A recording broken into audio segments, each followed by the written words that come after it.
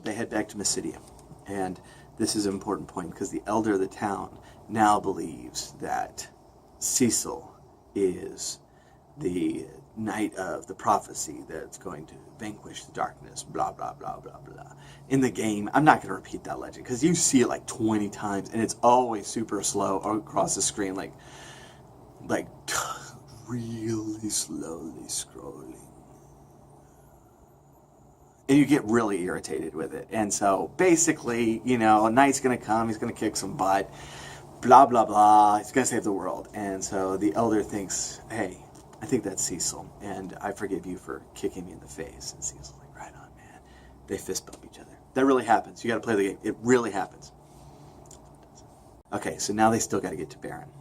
And the twins decide that they want to go with them. Obviously, Tella wants to go because that's where Golbez is, and he wants to unleash the meteor. And so they start heading over to Baron. And there's a secret way into the castle, which is really kind of dumb because it's kind of easy to find. And there's like a really obvious like hole in the wall, and somebody should have patched that, but no one did. So you get inside, and there you find Yang, who has been brainwashed, much like Cain had been, but Yang has been brainwashed, and you kind of do a little scuffle with him, and then bring him to his senses. It's like, finally, now you have two fighters in this, instead of just a bunch of magic users being protected by weakling Cecil, who started over at level 1. Okay, so they head into the castle, and they're immediately greeted by Bacon, who is like one of the advisors of the king or chamberlain or something, I don't know.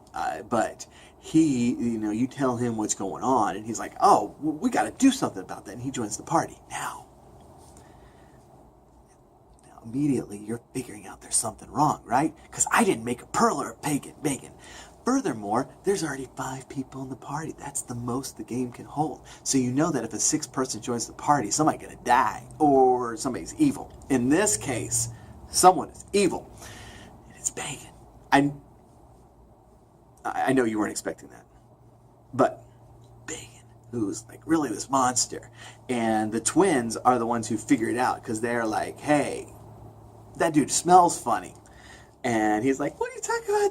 I just didn't take a shower. And they're like, no, you smell funny, punk. And then they kick him in the face. It's pretty awesome. You gotta play the game. And then they go into the king's room, and they find out that the king has actually been replaced by one of the archfiends. This one is Canizar, who is the archfiend of water. And so this is how this battle goes. Pew, pew. Pew, pew.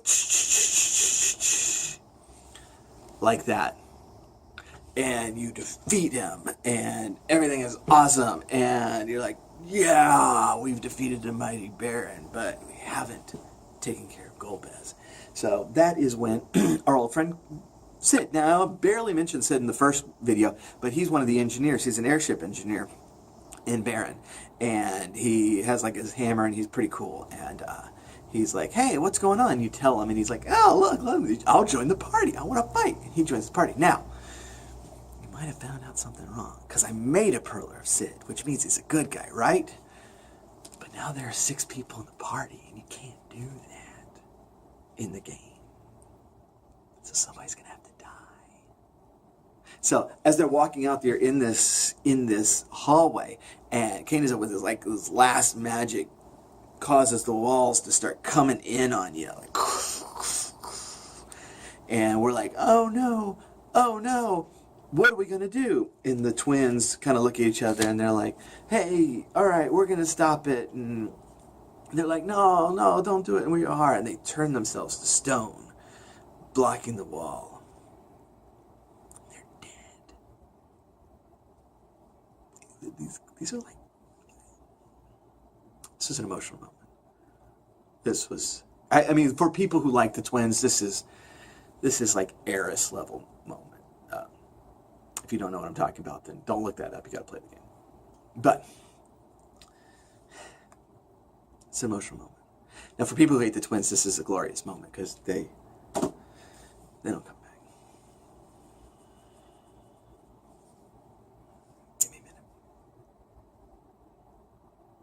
All right, so the newly formed party then encounters Cain, who tells them that I'll release Rosa if you go get this crystal for me. And Cecil's like, you are my friend. Why we gotta be enemies? And Cain's like, 'cause I hate you and I'm evil now. And Cecil's like, but look at me, I'm so pretty now. Look at my long hair. Cain's like, I don't like your hair. Oh, shut up. This is real dialogue from the game. Seriously. And so they're like, and then they're like, okay, no, we're gonna go get the crystal. So then they head over to the town of Troya, and there they find, I know I gave it away earlier, but it's Edward. Thankfully, Edward doesn't rejoin the party, because he's all hurt and stuff, and he's like in a bed, and they're like taking care of him and stuff. But he gives Cecil the twin harp. And we're not really sure why, but you know, when people give you items in a game like this, you know they're going to be important fairly soon. So they go to the Dark Elves cave, and the Dark Elves cave I think is actually really cool because it's got this magnetic field on it that if you're wearing metal armor, you're like in a hold. And I thought it was a really cool concept. This is a really cool level. And when they go to fight the Dark Elf, the Dark Elves put you all in a hole, and you're like, oh no, what do we do now? But Edward, like from his bed, like, oh, they need me. And so he's like literally like falling out of the bed, and he crawls over to his part of the twin harp, and he starts playing this melody. And it's pretty melody, and this is like the only helpful thing Edward does in the entire game. He plays this little, and the Dark Elf's like, rah, rah, rah, and it breaks his spell, and so that way you can fight him. Dark Elf doesn't have an element, so I'm not bringing any of that right now. So now, our four valiant heroes go take the crystal to the Tower of Zod, which of course Golbez makes him fight through like tons of levels to even reach him, which I think is a jerky thing to do. I was like, you're bringing me a crystal, why?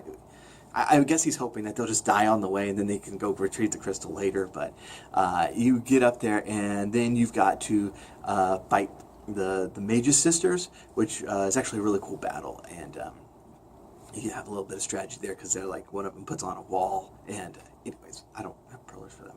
So then they reach Golbez, and Rosa is tied up in the background. And Cecil's like, hey, here's your stupid crystal, man. Give me back Rosa. And Golbez is like, I don't think so. And that's when Tella jumps forward and says, hey, you killed Anna. And just unleashes the magic on him, and including Medio. And just, wow, Medio. And it's a really cool spell. And it's so cool, it kills him. Ah. He's like my favorite, one of my favorites in the game. I love Tella. That was a sad moment too. All the magic users are just dying. It's very frustrating. Anyways, the spell is so strong that it severely weakens Golbez. It doesn't quite kill him, but it really makes him start crawling away. And it also breaks the spell that was on Cain.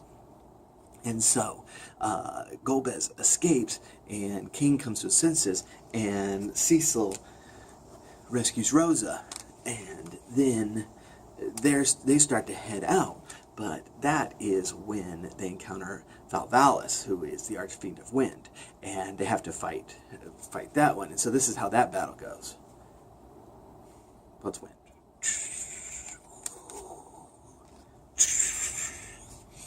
And they defeat him. The tower starts crumbling, and Rosa teleports them out to safety. And that is where we'll leave it.